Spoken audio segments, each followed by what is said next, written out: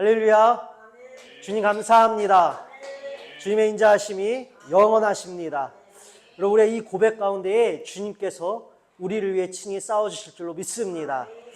여러분, 오늘 저는 이 시간 베드로전서 1장 9절 말씀을 가지고 주님 확신이 필요합니다 라는 주제로 같이 하나님의 말씀을 나누며 결단하는 시간을 가지려고 합니다. 오늘 말씀의 주제는 주님 확신이 필요합니다 라는 주제입니다. 여러분, 우리가 앞으로 몇 주간 이 베드로 전서를 나눌 것입니다. 이 엘리야 선지자와 엘리사 선지자에게 주셨던 또 그들의 이 사건 가운데 우리가 취해야 될 믿음의 고백들은 무엇인가를 우리가 2주간 나눴었습니다. 그리고 나서 앞으로 어떤 말씀을 좀 전해야 될까 고민하며 기도하며 하나님께 뜻을 구하는 가운데에 이 베드로 전서가 생각나게 하시더라고요. 여러분, 오늘날 참 반기독교적 정서가 팽배해 있는 시대에 살고 있습니다. 여러분, 복음 전하기가 쉽지 않습니다. 복음을 전하기는커녕 이건 여러분 우리 교회가 사실은 잘못한 일이지만 그동안 우리는 발자취를 회개하고 돌이켜 우리 다시 말씀대로 실제로 삶에서 살아내는 일들을 이제는 도전하고 우리가 애를 써야 합니다. 여하튼 간에 교회가 여러분 전도는커녕 욕을 먹는 시대에 살고 있습니다. 오늘날의 사람들은요, 하나님을 알지 못합니다. 하나님의 존재를 알지 못하고 또한 그 속에서 무시당하는 문화 속에서 우리는 살아가고 있습니다. 그래서 우리 기독교인들이라는 것을 밝히는 것이 참으로 어려운 시대에 살게 되었다라는 것이에요. 그러한 시대 속에서 우리는 흔들리고 연약해집니다. 여러분, 정말 그렇지 않습니까? 오늘날 여러분 참 우리 교회가 많이 욕을 먹고 복음을 전하는 거 쉽지 않고 기독교인이라고 드러내는 거 쉽지 않아요. 갈수록 세상은 세속주의적인 관점에서 사람이 신이 되어 돈이 신이다, 성공이 신이다, 성적이 신이다, 학교의 간판이 내가 다니고 있는 직장이 신이다 라고 외치는 이 시대 가운데에 점점 사람들은 하나님의 자리에 올라 하나님을 무시하며 하나님을 알지 못하는 그러한 캄캄한 어둠 속에 우리가 살아가고 있습니다. 그래서 이 속에서 우리는 믿음을 버텨내고 견디어내고 지키고 또 전하는 것이 매우 쉽지 않는 현실 속에 있습니다. 그래서 우리는 흔들려요. 이 길이 맞는 것인가? 정말 주님 살아계실까? 정말 이 믿음이 맞는 것일까? 여태껏 그냥 오랫동안 교회를 다녔으니까, 그냥 습관적으로 나왔으니까 막연하게 그래 천국까지 오겠지, 막연함과 의심과 흔들림 속에서 그리고 습관적인 어떠한 깊이 있는 고민과 우리가 성찰 없는 이 습관적인 형식적인 어떠한 외형적인 종교 행위 가운데에서 우리는 힘을 잃어간다라는 것이에요. 그래서 여러분, 우리에게는 확실한 확신이 필요합니다. 시대가 어려울수록, 믿음 지키기 힘들수록 여러분, 세상이 하나님 나라와 반대되는 상황으로 급속도로 달려나갈수록 우리는 그 속에서 휘말리지 않기 위해, 함께 휩쓸리지 않기 위해 더욱더 강력한 믿음으로 서야 합니다. 근데 여러분, 강력한 믿음으로 서기 위해서는 우리에게도 확신이 필요하다는 것이에요. 무언가 확실히 붙잡고 믿을 만한 것 말이죠. 그래서 여러분, 우리가 몇 주간 베드로 전서를 나눌 것이에요. 베드로 전서, 이 시기가 오늘날과 다름이 없습니다. 그리고 여러분, 우리가 성경을 읽어야 이유가 여기서도 드러납니다. 여러분, 성경 66권은요 모든 시대를 관통하여 우리에게 어떻게 살아내야 할 것인가, 우리에게 어떠한 소망이 있는가, 우리의 믿음이 왜 헛되지 않는가를 우리에게 진실로 진리로 증명해 줍니다. 성경이 담아내지 못할 시대와 세대는 없다라는 것입니다. 그래서 여러분, 우리는 힘들수록 어려울수록 말씀으로 돌아와야 답을 발견해야 하는 것입니다. 여러분, 이 베드로 전서는요, 베드로의 서신입니다. 베드로가 쓴 편지라는 것이죠. 근데 여러분, 이 편지는 사실 베드로가 직접 쓴 편지는 아닙니다. 베드로전서 5장 12절에 보면 여러분, 우리가 실라로 잘 알려진 실루아노라는 인물이 있습니다. 사도행전 16장에 보면 여러분, 바울과 실라가 옥에 갇혔을 때 하나님께 함께 그 옥에 갇혔을 때도 찬양함으로 그 감옥문이 열리는 기적을 우리가 발견하게 됩니다. 여러분, 그때 이 바울과 함께 있었던 신라가 바로 실루아노인데요. 이 베드로의 글을, 아마 베드로의 글을 베드로가 쓴 글을 이 실루아노가 다듬어서 이 기록하여 전한 것이 바로 이 베드로 전서라는 것입니다. 왜 그렇더라고 하면 베드로가 직접 쓰지 않고 왜 신라가 베드로의 글을 다듬어서 이 편지를 보냈을까요? 이 편지의 저작 당시 여러분, 베드로는 이 베드로전서 5장 1절을 근거로 아마 순교의 죽음을 당했을 것이라 추측하고 있습니다. 이 편지의 저작 시점 당시에는 이미 순교했을 것이라는 것이죠. 그럼 여러분, 이 실루아노는, 이 신라라고 불렸던 실루아노는 왜 베드로가 순교당한 그 시점에 베드로의 글을 다듬어서 이 편지를 작성했을까요? 그럼 이 편지는 누가 받았을까요?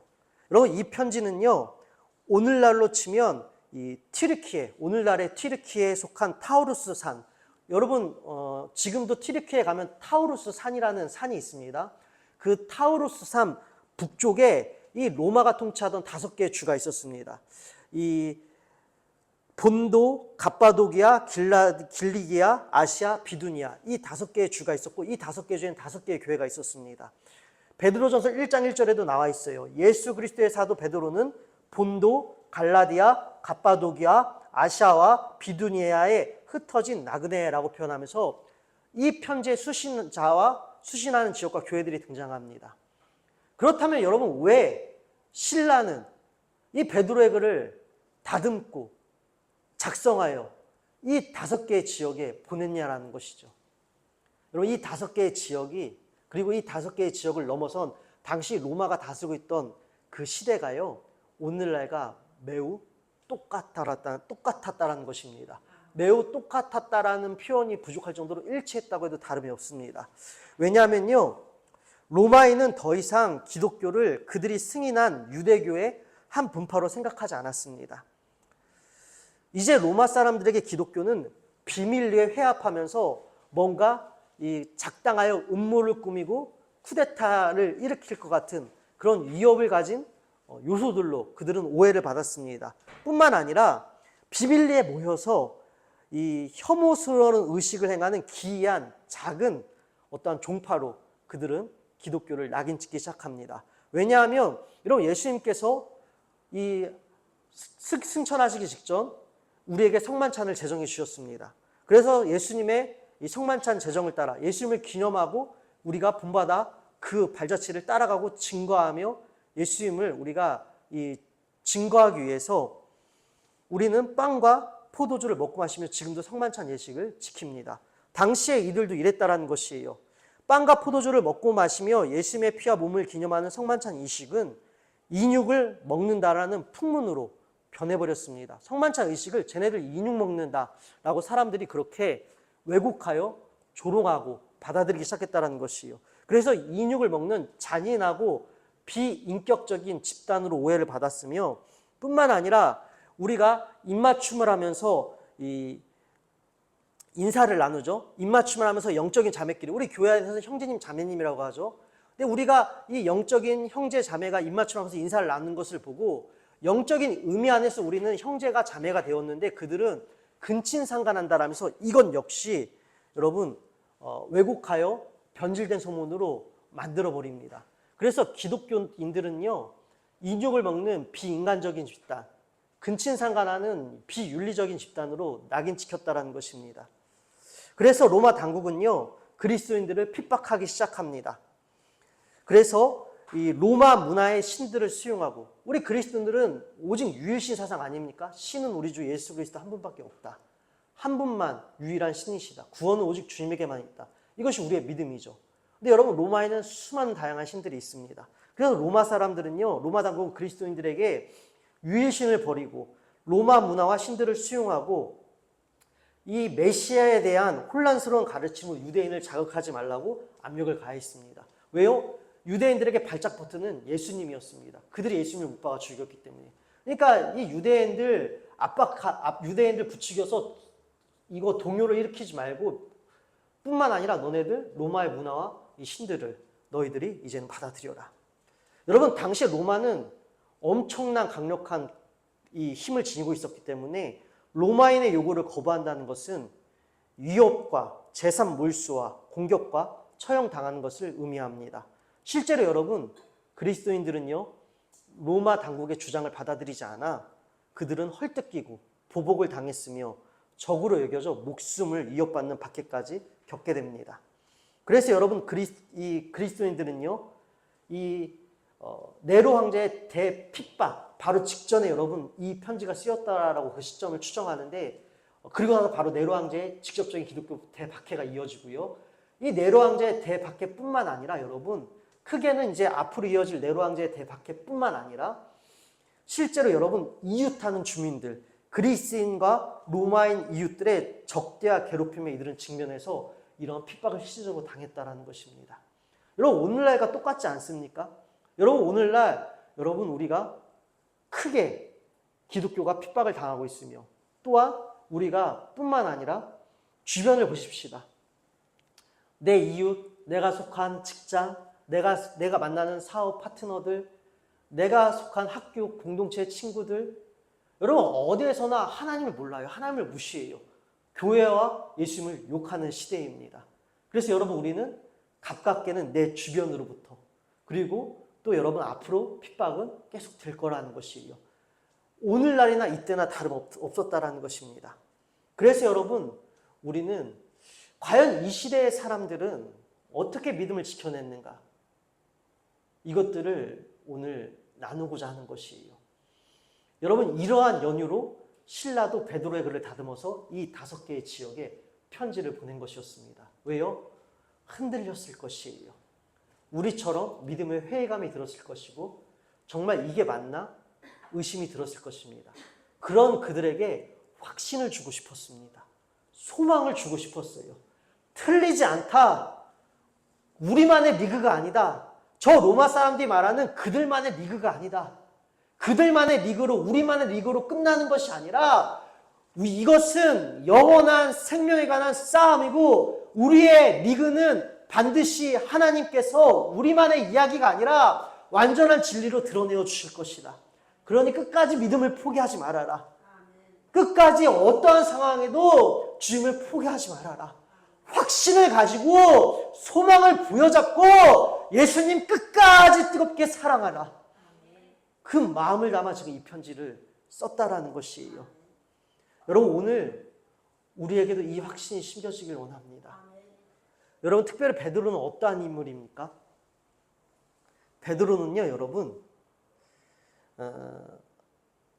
예수님을 누구보다도 사랑했습니다. 그리고 누구보다도 다혈질적인 기질을 갖고 있었어요. 그래서 어떠한 일이 생기면 가장 먼저 뛰쳐나갔던 자가 베드로입니다. 여러분, 베드로가 여러분 무리를 걸었던 사건을 기억할 것이에요. 그 제자들 가운데에서 궁금증과 두려움과 공포 속에서도 궁금증을 찾지 못하여 예수님이시면 나로 이 바다 위를 걷게 하소서라고 가장 먼저 나선 이도 베드로였지 않습니까?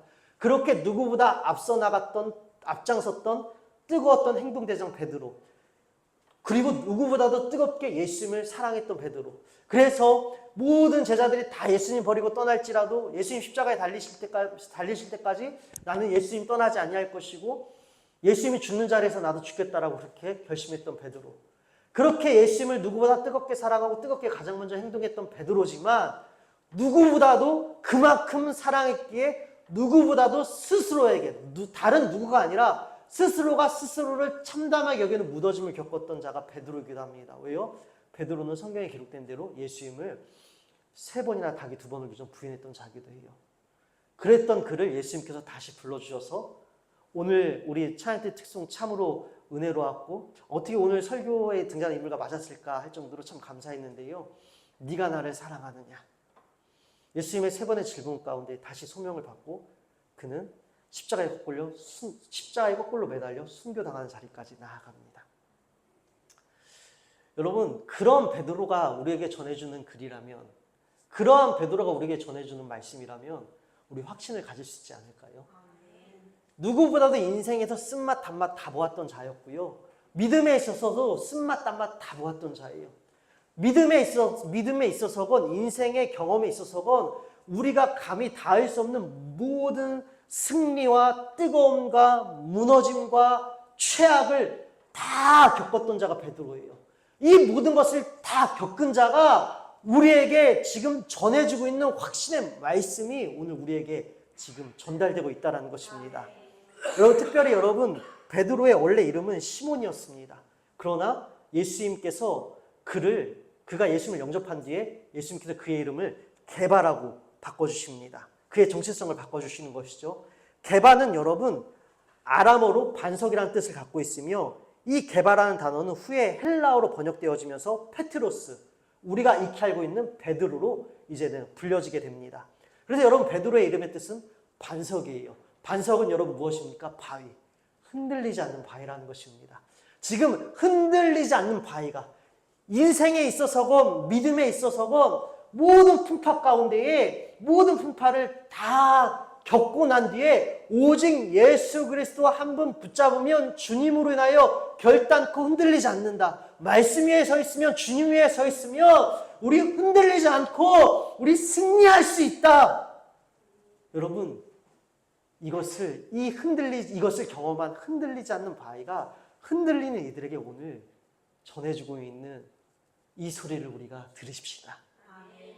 그리고 혹여 확신이 필요하시다면, 흔들리고 계시다면 오늘 흔들리지 않는 바위가 전해주는 이 말씀이 나의 반석이 되기를 원합니다.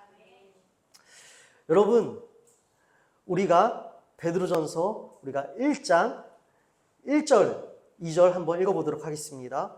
예수 그리스도의 사도 베드로는 본도, 갈라디아, 갑바디아와 아시아와 비두니아에 흩어진 나그네 곧 하나님 아버지의 미리 아심을 따라 성령이 거룩하게 하심으로 순종함과 예수 그리스도의 핏부림을 얻기 위하여 택하심을 받은 자들에게 편지하노니 은혜와 평강이 너희에게 더욱 많을지어다. 아멘. 오늘 여러분, 저는 말씀을 전개할 때에 이 키워드들로 전개를 좀 하려고 합니다. 먼저 우리가 여러분 첫 번째 주목해야 될 키워드는 1장 1절 후반절에 나와 있는 흩어진 나그네라는 것입니다. 여러분, 우리는 흩어진 나그네입니다. 여러분, 흩어졌다라는 뜻은요, 이 디아스포라라는 의미를 담고 있습니다. 디아스포라는 이 흩어졌다라는 의미를 담고 있는 단어입니다. 그래서 여러분, 이 이스라엘 사람들이 이 이방 나라로 흩어졌습니다. 로마에도 흩어졌죠. 예루살렘을 떠난 이스라엘 사람들을, 유대인들을 이 디아스포라, 흩어진 유대인이라고 했는데, 오늘 본문에도 이 흩어진 나그네라는 표현이 등장하고 있습니다. 흩어진 나그네.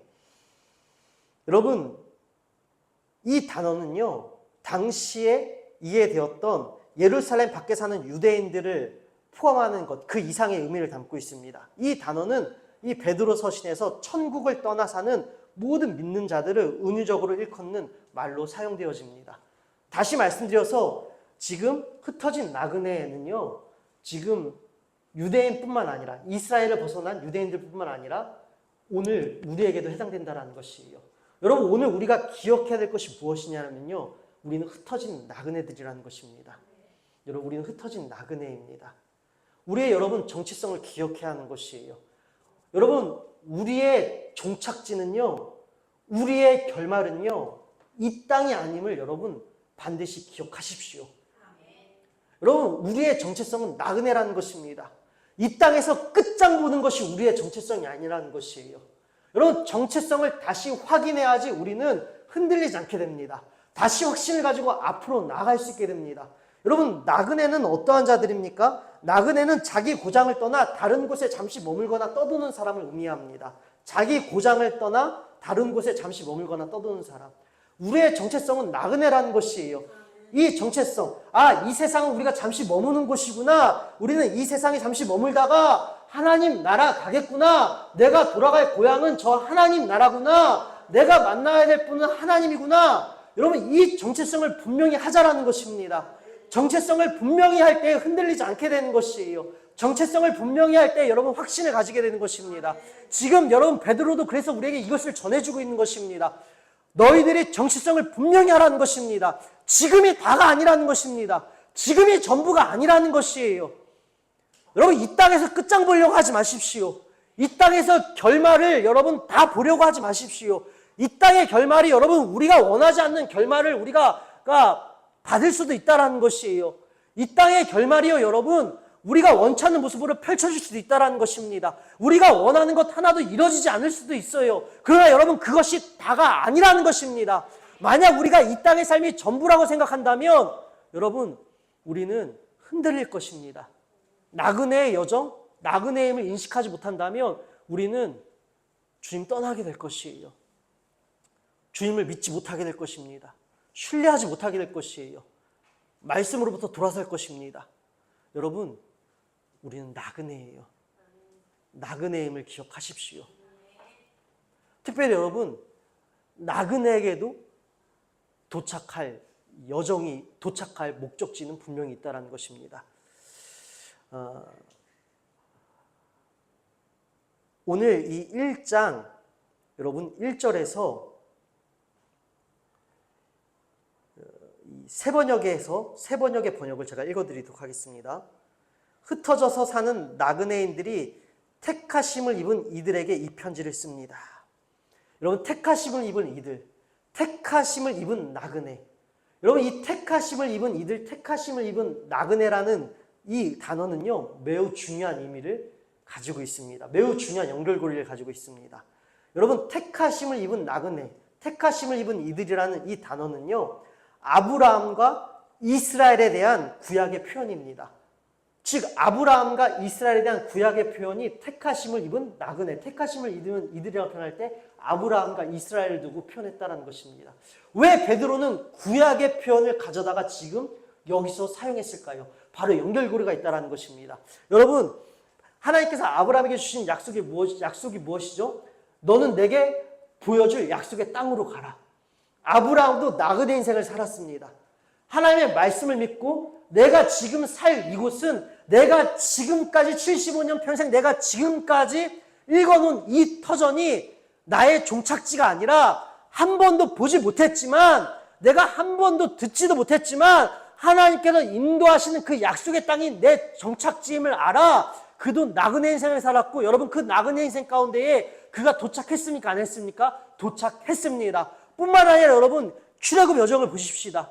여러분 약속의 땅 가나안으로 이르는 여정 그들은 철저히 나그네 인생을 살았습니다.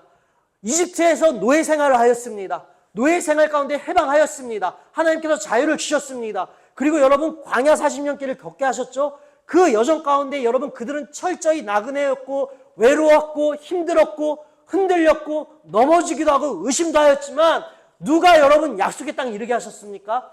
하나님이 이르게 하셨습니다. 약속의 땅은 반드시 존재한다라는 것입니다. 여러분 우리에게도 도착할 약속의 땅은 반드시 존재한다라는 것이에요.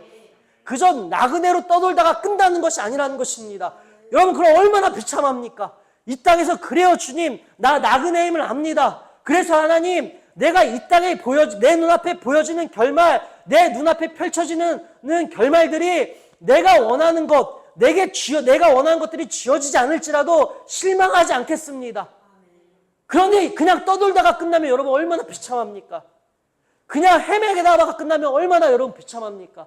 사실 우리는 나그네이지만 여러분 우리의 삶은 여러분 헤매는 것 같고 방황하는 것 같고 때로는 여러분 방향을 잃은 것처럼 우리가 그렇게 살고 있지 않습니까? 여러분 이렇게만 끝난다면 얼마나 우리의 인생이 비참하겠습니까? 그러나 성경은 그렇지 않다라는 것이에요. 오늘 베드로도 여러분 그것을 위해서 연결고리로 지금 이 단어를 가져왔다는 것입니다. 구약의 백성들이 약속의 땅에 반드시 도착한 것처럼 지금은 헤매는 것처럼 보일지라도 지금은 잃은 것처럼 보일지라도 지금은 실패하고 실망한 것처럼 보일지라도 너희들의 여정은 헤매는 것이 아니라는 것이에요. 너희들의 여정은 헤매다 끝나는 것이 아니라 실패로 끝나는 것이 아니라 반드시 약속의 땅에 도착한다라는 것입니다. 우리도 마찬가지예요. 여러분, 우리의 여정도 비참하지 않습니다. 이 땅에서 헤매고 손해보고 망하고 어렵고 희생하는 것만 같을지라도 여러분, 결단코 우리는 이것으로 끝나지 않을 것이라는 것이에요. 약속의 땅이 우리를 기다리고 있습니다. 이 땅의 나그네 여정에도 반드시 여러분 종착지는 있습니다. 영원한 생명으로 우리는 도착할 것입니다. 여러분, 이것을 기억하십시다. 우리는 흩어진 나그네들이에요. 나그네에겐 그리고 목적지가 분명히 있음을 성경을 통해 오늘 증언해 주셨습니다. 흩어진 나그네임을 우리가 다시 한번 기억할 때에 우리는 흔들리지 않게 될 것입니다.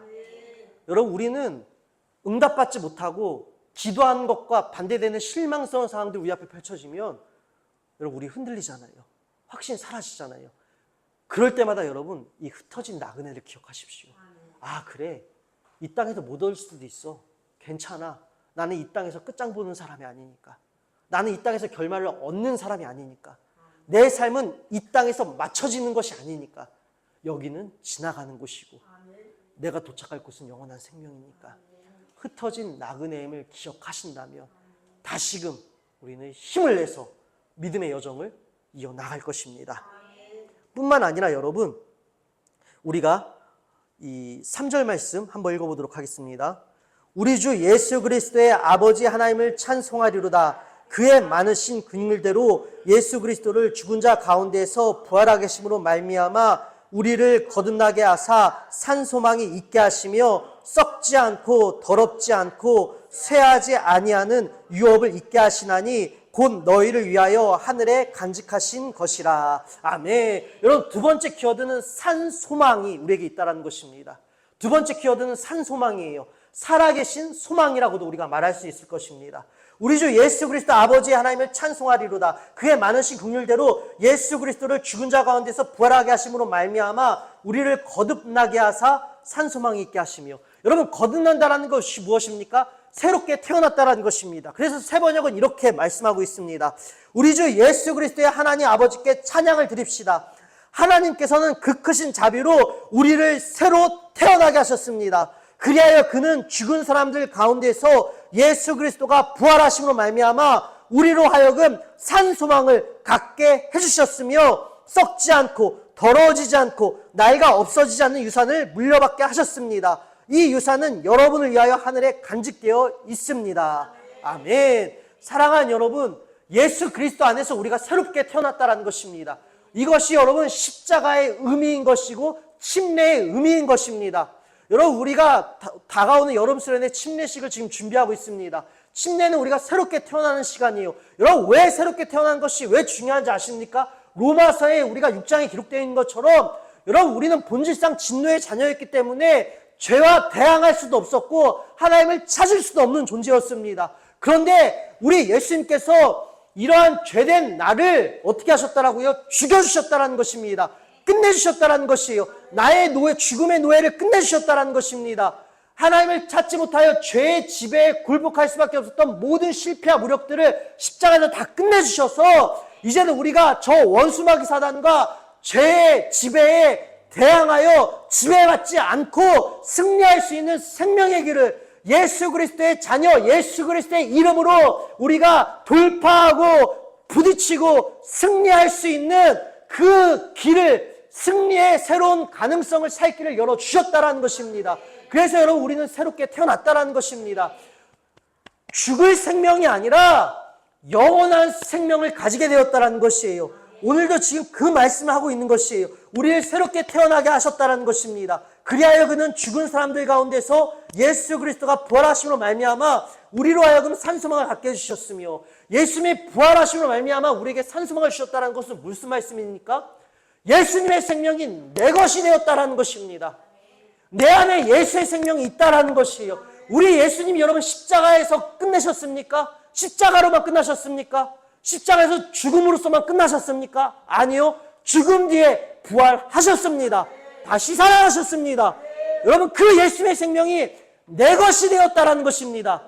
그리고 그 소망은 지금 여러분 우리에게 죽은 소망입니까? 유효기간이 있는 소망입니까? 아니요. 예수님께서 우리에게 보여주신 소망은요, 끝이 없습니다. 유효기간도 없습니다. 왜요? 영원하신 예수님 당신께서 당신 그 자체로 존재로 우리에게 소망이 되어 주시니까요. 지금도 예수님은 살아 계십니다. 부활하셔서 살아오실 것이고 다시 오실 것입니다. 그리고 영원히 우리와 교제하실 것이에요. 그 무엇도 우리 예수님을 죽이지 못했습니다. 그 어떤 것도 예수님을 파괴하지 못했습니다. 그 무엇도 주님의 생명을 꺼트리지 못했습니다. 그 생명이 지금 여러분 내 것이 되었다는 것입니다. 그리고 이것이 진실이다. 이 소망은, 이 생명은 꺼지지 않는다는 것을 누가 지금 증명해 주고 계십니까? 여전히 예수님은 살아계셔서 살아계신 소망으로 우리에게 소망이 되어 주셨다는 것입니다. 여러분, 지금 베드로는요 이것을 전하고 있는 것이에요.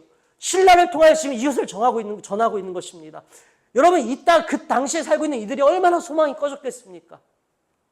죽음의 위협에 있어요. 로마 사람들의 방식을, 그들이 강요했던 방식을 받아들이지 않으면, 수용하지 않으면 여러분 죽음이었습니다. 핍박이었습니다. 환난이었습니다. 그런 그들을 향해 그 어떤 것도 너희들을 죽일 수 없다. 비록 너희의 육신이 혹여 죽을지라도 너희의 영혼을 주님께서 책임져 주셔서 영원한 생명으로 부활하게 하실 것이다. 왜냐하면 너희 속에 예수 그리스도의 부활하신 그 영원한 생명이 있기 때문에. 그러니 죽음 두려워하지 말아라. 핍박을 두려워하지 말아라. 환난을 두려워하지 말아라. 핍박과 환난이, 고난이 잠시 너희를 죽인 것처럼 죽일지라도, 또 내가 정말 죽은 것처럼 여겨질지라도 그것도 역시 잠깐이라는 것입니다. 잠시라는 것입니다. 그 어떤 것도 예수 그리스도를 파괴하지 못하고 죽이지 못하고 예수 그리스도를 꺼트리지 못한 것처럼 그 생명이 나의 생명이 되어서 그 무엇도 너희들을 죽이지 못할 것이고, 그 무엇도 너희들을 영원히 꺼트리지 못할 것이고, 그 무엇도 너희들을 영원히 파괴하지 못할 것이라는 것이에요. 이것이 오늘 우리에게 주시는 소망이라는 것입니다. 여러분, 이 땅에서 우리는 파괴당하기도 하고 깨트려지기도 하고 찢겨지기도 하고 죽은 것처럼 여겨지기도 합니다. 늘 나눈 것처럼 생각의 죽음, 감정의 죽음, 인생의 죽음을 경험할 때도 있어요. 소망이 죽을 때도 있습니다. 그러나 여러분, 여기에서 실족하지 마십시다. 그 모든 것들이 우리에게 그렇게 느껴지게 만드는 감정은 우리에게 줄지라도, 그렇게 느껴지게는 만들지라도 그것은 진짜가 아니라는 것입니다. 그것들은 영원히 완전히 우리를 그렇게 하지 못한다는 것이에요. 느껴질 뿐이지 그것이 진짜가 아니라는 것입니다. 그것이 확정이 아니라는 것이에요. 왜요? 예수님의 생명이 내 것이 되었기 때문에. 우리는 십자가에서 예수님과 죽고 예수님과 함께 다시 태어났기 때문에. 그래서 우리에게 영원한 생명이 있어요. 그 무엇도 이 영원한 생명을 꺼트릴 수 없습니다. 여러분, 이 산 소망이 있다면, 이 살아계신 예수 그리스도를 우리가 바라본다면 우리는 다 힘을 낼 수 있을 것입니다. 사랑하는 여러분, 그 무엇도 여러분을 죽이지 못해요. 그 무엇도 우리를 파괴하지 못합니다. 그 무엇도 우리를 깨트리지 못합니다. 잠시 깨트려지고, 잠시 흠집 나고, 잠시 갉아먹혀진 것처럼 여겨질 수도 있을 것이요. 그러나 그것은 여러분 완전이 아니라는 것입니다. 확정이 아니라는 것이에요. 우리 안에는 그 무엇도 어떻게 할 수 없는 영원한 생명이 있습니다. 그리고 우리 주님께서 부활하심으로 우리에게 그 살아계신 소망이 되어주셔서 너희도 죽어도, 우리도 죽어도 다시 산다. 이 산소망이 되어주셨어요. 그리고 뿐만 아니라 여러분, 이 소망은 4절이요, 썩지 않고 더럽지 않고 새하지 않은 유업을 있게 하시나니 곧 너희를 하여 하늘에 간직하신 것이라. 여러분, 이 소망은 앞서 말씀드린 것처럼 썩지도 않습니다. 더러워지지도 않습니다. 낡아 없어지지도 않습니다. 우리의 인생, 우리의 육신은 썩습니다. 더러워집니다. 낡아 없어지지만 이 생명은 없어지지 아니합니다. 그 생명이 오늘 지금 나에게 있어요. 예수님을 믿는 여러분에게 이 생명이 있습니다. 그래서 우리는 영원한 생명을 누리게 될 것이에요. 사랑하는 여러분, 뿐만 아니라 하늘에 간직되어 있다. 소망이 있다라는 것이에요. 여러분, 이 땅에 소망을 두지 마십시오. 저 하늘에 간직되어 있는 영원한 소망을 바라보십시오. 영원한 소망을 바라볼 때 우리는 다시 또 힘을 낼 수 있을 것입니다. 그래서 여러분, 주변에서 핍박이 올 때마다, 이해받지 못할 때마다, 여러분 힘들 때마다 여러분 우리 이렇게 한번 떠올려 보십시다. 그래, 맞아. 나 나그네 삶이지. 이 땅에서 모든 결말을 내가 얻는 인생은 내 것이 아니라 나는 이 땅을 지나가는 자지. 그리고 지금 내가 겪고 있는 이 감정들이, 상황들이 영원하지 않아. 이 모든 시간들 지날 것이고 저 완전한 영원한 생명이 나를 위해 하나님께서 저 하나님 나라에 간직해 두셨지. 나는 지금 그곳을 나아가고 있어. 나는 지금 그곳을 향해 나아가고 있어. 여러분, 우리가 이렇게 기억하십시다. 그리고 떠올리고 상기하고 새기십시다. 뿐만 아니라 여러분, 우리가 5절 말씀 읽어볼까요? 너희는 말세에 나타나기로 예비하신 구원을 얻기 위하여 믿음으로 말미암아 하나님의 능력으로 보호하심을 받았느니라. 아멘. 그리고 이 부분을 제가 3번으로 읽어드리겠습니다. 하나님께서는 여러분의 믿음을 보시고 그의 능력으로 여러분을 보호해 주시며 마지막 때에 나타나기로 되어 있는 구원을 얻게 해주십니다. 여러분, 다시 말씀드려서 주님께서는요, 지금도 힘들고 어려울지라도 주님을 소망 삼고 믿음을 포기하는 자들을 어떻게 하신다라고요? 그들을 봐주시고 그들을 주님의 능력으로 보호해 주시고 마지막 때에 나타나기로 간직되어 있는 구원을 우리에게 얻게 하여 주신다라는 것입니다. 주님께서 지켜주시고 보호해 주시고 마침내는 얻게 해주신다라는 것이에요. 주님께서 보호해 주시고 지켜주심을 믿으십시오. 여러분, 결단코 이 흩어진 나그네 인생이 홀로의 싸움이 아니라는 것입니다. 우리 홀로의 싸움이 아니에요. 나 혼자의 싸움이 아니에요. 인생이 철저하게 외로울 때가 있습니다. 그 누구도 공감해 주지 못하고 그 누구도 이해해 주지 않아서 나 혼자 철저히 모든 무거운 짐을 다 짊어지고 억울하고 답답하고 속상한 그 모든 것들을 어떻게 할 것이 나 혼자 벙어리 냉가슴 앓듯이 끙끙 앓고 감싸고 가야 될 때처럼 여겨질 때가 있어요. 그러나 여러분, 우리는 결단 홀로가 아닙니다. 주님이 함께 계세요. 보이진 않지만 한 번도 우리 주님은 우리를 떠나신 적이 없습니다. 즉 그 주님이 함께 하신다는 것이에요. 터키의 그 5개 지역에 있는 교인들아, 힘들지? 어렵지? 로마 사람들의 요구가 너무 힘들지? 그들의 압력이 너무 힘들지? 문만 열고 나가면 너와 속해 있는 너의 공동체에 있는 주민들이 너희들을 바로 직격탄으로 괴롭히지? 그 괴롭힘까지 너희는 직격을 맞아서 너무 괴롭고 아프고 힘들지, 포기하고 싶지? 아니야. 너희들 지금 이해받고 있지 못하고 있지만 너희들 눈에 보이는 그 사람들이 전부가 아니란다. 내가 너와 함께하고 있어. 그리고 내가 너를 지금 지켜주고 있어. 지금 내가 너를 보호해주고 있어. 여러분, 오늘 우리를 그렇게 보호해주고 계세요. 여러분, 주님께서는 지금 여러분을 지켜주고 계십니다. 보호해주고 계십니다. 우리 이것을 믿으십시다. 그래서 흔들릴 때마다 여러분, 그래, 나를 주님께서 지금 지켜주고 계신다. 나를 보호해주고 계신다. 우리 이것을 기억하십시다. 뿐만 아니라 여러분, 6절이요. 그러므로 너희가 이제 여러 가지 시험으로 말미암아 잠깐 근심하게 되지 않을 수 없으나 오히려 크게 기뻐한도다. 너희 믿음의 확실함은 불로 연단하여 없어질 금보다 더 귀하여 예수 그리스도께서 나타나실 때에 칭찬과 영광과 존귀를 얻게 할 것이니라. 아멘. 여러분, 지금 우리가 3번째로 주목할 키워드는 연단입니다. 여러분, 우리도 흩어진 나그네고요. 우리에게는 산 소망이 있습니다. 근데 여러분, 필연적으로 어쩔 수 없이 여러분, 고난은 우리에게 찾아온다라는 것이에요. 고난을 마주할 수밖에 없다라는 것입니다. 왜요? 세상은 세속적인 관점은요, 하나님 나라랑 정반대이기 때문에 세속적인 관점에서 발붙여 살고 있는 우리는요, 충돌할 수밖에 없고 부딪힐 수밖에 없고 고난 받을 수밖에 없다라는 것이에요. 근데 여러분, 이 고난은요, 연단이라는 것입니다. 여러분, 이 고난의 시간을 통해 우리는 2가지 유익을 얻게 될 것이라는 것이에요. 그 유익이 무엇이냐면요, 이 시련은요, 믿음을 정련해서 예수님이 다시 오시는 날에 영광과 자랑이 되게 할 것이라는 것이에요. 다시 말씀드려서 여러분, 우리가 여러분 그런 거 있지 않습니까? 특히 남자들은 군대를 갔다 오면 유독 허세가 심해집니다. 그래서 가령 이런 것이에요. 군대에서 삽질하다가 이 종아리가 살짝 찢겨져서 꼬맨 자국이 있다고 합시다.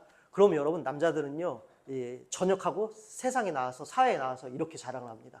찢어진 그 종아리의 상처를 보여주면서 너 이게 무슨 상처인 줄 알아? 내가 말이야 저 북한 땅에 내가 지우패에 들어가서 지혜를 피하여 한 바퀴 뒹굴면서 너 지뢰밭 사이를 피해 다니면서 너가 이거 알아? 라면서 이런 말도 안 되는 그런 자랑으로 삼는데요. 여러분, 때로는 상처가 자랑이 되기도 합니다. 그렇지 않습니까? 여러분, 오늘 지금 그것을 말씀하고 있는 것이에요. 연단은 자랑이 된다는 것입니다. 우리가 아픔과 시련을 필연적으로 겪을 수밖에 없지만 그 시련 가운데에 우리가 시련을 통해 난 생채기, 시련을 통해 난 상처, 예수님 때 받은 고난의 흔적들은요, 여러분 하나님 나라에서 자랑할 영광이 된다라는 것이에요. 그래서 여러분 연단이 첫 번째 주는 유익은 자랑이 되게 할 것이라는 것입니다. 우리 다 주님 만날 거잖아요. 주님 만났을 때 여러분 우리 보여드려야 할 것 있지 않습니까? 그리고 우리 주님은 우리의 삶 다 기억하고 계세요. 주님 그때 아시죠? 나 어떤 사람이 나 이렇게 막 공격했는데도 나 내 마음 썩어지는 것 같은데도 주님 나 그 사람 말씀 따라 사랑하려고 했었어요. 되도 안 되고 말도 안 되는 일이지만 그렇게 하려고 했었어요. 그리고 주님 아시죠? 나 정말 세상에서 유혹 많았는데요. 믿음 선택하려고 하나님 나 포기한 거 참 많아요.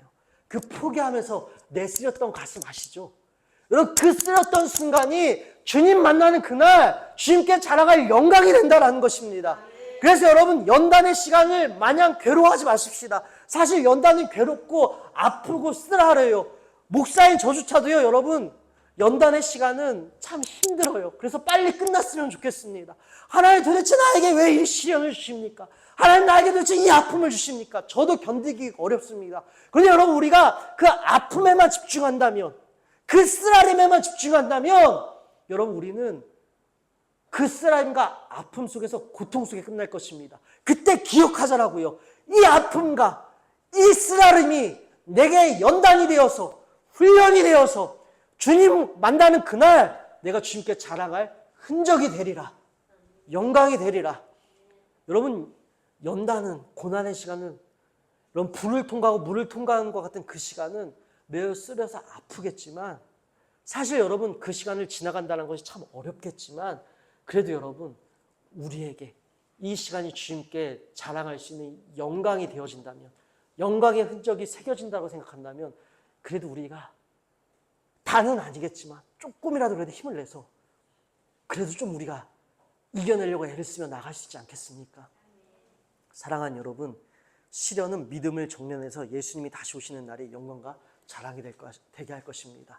또한 여러분 연단이 주는 두 번째 유익이 있습니다. 그 유익은 무엇이냐면요. 모든 거짓된 요소로부터 깨끗하게 되어서 진정한 핵심에 다다르게 한다는 것이에요. 다시 말씀드려서 예수님과 하나님의 말씀에 대한 무조건적인 신뢰를 뜻하게 됩니다. 다시 말씀드려서 주님만 남게 한다는 것이에요. 여러분 우리가 익히 잘 알고 있잖아요. 정죄한다라는 것, 연단한다라는 것 금에 많이 표현을 씁니다. 여러분 순전한 순금 24K를 얻기 위해서는요. 여러분 금이요 불 속에 들어가야 돼요. 그 금들을 불 속에 넣는 이유는 무엇입니까? 불순물들을 태우기 위해서. 여러분 그래서 고난 가운데 우리가 불순물들이 태워질 것입니다. 여러분 정말 힘들 때에는요. 어떻게 되는지 아십니까? 정말 힘든 그 순간에는요. 예수님 한 분밖에 남지 않아요. 정말 힘든 그 순간에는요. 예수님 한 분밖에 남지 않아요. 여러분 이것은 저도 경험했을 것이고 여러분도 경험했을 것이에요. 여러분 사람의 힘으로 어찌할 수 없는 순간들을 여러분이 마주하셨을 때가 있을 것이에요. 나의 건강이나 나의 어떤 재정 상태나 삶 가운데 어떤 위기 가운데에서 또 내 자녀들에게 닥친 위기나 어떠한 아픔 가운데에서 여러분 정말 사람의 힘과 기술과 지식으로가 이성으로 어떻게 해결할 수 없는 어찌할 수 없는 상황 가운데 다 이르러 본 적이 있었을 것이에요. 그때 여러분에게 남는 한 가지는 무엇이었습니까? 예수님 한 분밖에 남지 않잖아요. 예수님 한 분밖에 남지 않잖아요. 이것이 여러분 고난이 주는 유익이라는 것이에요. 여러분 우리는 고난을 통해 역설적으로 예수님 한 분이면 충분합니다. 예수님밖에 없습니다. 주님 아버지, 주님께서 구원해 주시지 아니하며, 주님께서 들어주시지 아니하며, 주님께서 동행해 주시지 아니하며, 주님이 지켜주시지 아니하며, 주님께서 건져주시지 아니하면 나는 살 수가 없어요. 주님, 역설적으로 주님만 바라볼 수 있는 은혜를 주신다는 것입니다. 고난이 없으면 여러분, 우리가 주님을 건성건성 바라볼 것이에요. 인생이 평안할 때가 여러분 가장 위기인 순간인 것입니다. 여러분, 인생에 고난이 없잖아요. 여러분, 그럼 우리 주님 말고도 바라볼 것이 너무나 많습니다. 세상에 즐거움이 얼마나 많이 있습니까? 세상의 쾌락들이 얼마나 즐겁습니까? 얼마나 달콤합니까?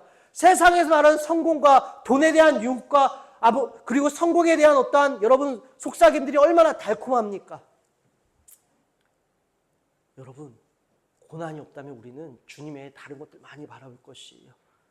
내 삶에 이것저것 쓸데없는 것들을, 영원한 생명은 하루 이틀 점점 멀리 밀어내면서 썩어 없어질 것들을 내 삶 가운데 가득 채우게 될 것이다, 이 말이에요. 근데 고난을 통해서 우리는 썩어 없어질 것들을 몰아낼 것이고 영원한 생명 예수 그리스도만 더 바라보게 되어진다는 것이에요. 그래서 예수님밖에 없어요. 주님 한 분밖에 없어요. 저는 주님 한 분밖에 없습니다. 저는 주님 없으면 살 수 없습니다. 그래서 주님으로 여러분, 우리가 이 나그네의 고난의 불의 시간을 마침내는 승리로 통과하게 될 것입니다. 사랑하는 여러분, 확신이 필요하십니까? 흩어진 나그네임을 기억하십시오. 그리고 여러분, 산 소망을 기억하십시오. 예수님의 생명이 내 것입니다. 뿐만 아니라 여러분, 그러함에도 고난 중에 이해할 수 없는 순간을 마주했을 때는 오늘 이 연단의 의미를 우리 삶에 다시 되새기기 원합니다. 오늘 이 부분으로 말씀을 마치려고 합니다.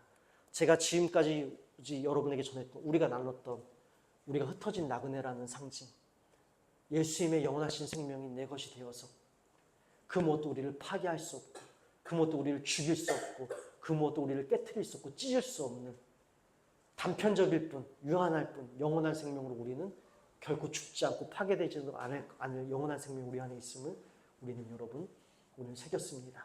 그 예수님의 생명이 우리에게 이식되었음을 여러분 우리는 오늘 고백했습니다. 그래서 여러분, 고난 가운데에도 우리는 연단의 자리에서 주님만 바라보기로 결정하였습니다. 여러분, 오늘 우리가 나눈 이 말씀은요, 정신 승리나 우리끼리 우리 안에서 여러분 우리 안에서만 이해되어지는 말씀이 아니라는 것을 오늘 이 마지막 말씀이 우리에게 증명하고 있습니다. 여러분, 우리 10절부터 말씀 읽어볼까요? 이 구원에 대하여는 너희에게 임할 은혜를 예언하던 선지자들이 연구하고 부지런히 살펴서 자기 속에 계신 그리스도의 영이 그 받으실 고난과 후에 받으실 영광을 미리 증언하여 누구를 또한 어떠한 때를 지시한지를 상고하니라. 아멘. 뿐만 아니라 여러분, 우리가 12절까지 읽어보겠습니다. 이 섬긴 바 자기를 위한 것이 아니요 너희를 위한 것이니 계시로 알게 되었으니 이것은 하늘로부터 보내신 성령을 힘입어 복음을 전하는 자들로 이제 너희에게 알린 것이요 천사들로 살펴보기를 원하는 것이니라. 아멘. 여러분, 이 말씀은요, 한 분이신 성령께서 지난날의 예언을 지금의 구원과 연결하시고 우리에게 지원해 주시고 확정해 주셨다는 것입니다. 지금 베드로가 여러분 구약시대 예언자들의 얘기를 꺼내고 있는 것이에요. 구약시대 예언자들이 예수 그리스도의 오심을 여러분 예언하였습니다. 그리고 그 예언의 말씀은 어떻게 되었죠? 성취되었다라는 것입니다. 그리고 그 성취된 예언은 성령 하나님 안에서 오늘 우리에게도 이어져서 다시 오실 예수님도 반드시 오신다라는 것입니다. 여러분, 시간과 역사, 이 모든 것을 관통해 지금 우리가 나누고 있는 이 말씀들은 진실이라는 것이에요. 그리고 반드시 이루어진다라는 것입니다. 지난날의 예언이 지금의 구원과 연결되었고 지금 고난 가운데 살고 있는 우리들이 앞으로의 구원과 연결될 것이 확실하다라는 것입니다. 사랑하는 여러분, 그래서 사도 베드로는 지금 고난 가운데 있는 이들에게 지금 그대들이 겪고 있는, 우리가 겪고 있는 이 핍박과 아픔의 역사 안에서, 그리고 또 이 주님의 이 역사 너머에 다시 오실 주님의 시간 안에서 우리는 이 시간이 오히려 특별한 은혜의 시간 속에 살고 있다라고 사도 베드로는 그렇게 전달해주고 있습니다. 여러분 말씀 정리합니다. 오늘 우리는 특별한 은혜에 살고 있음을 기억하십시다.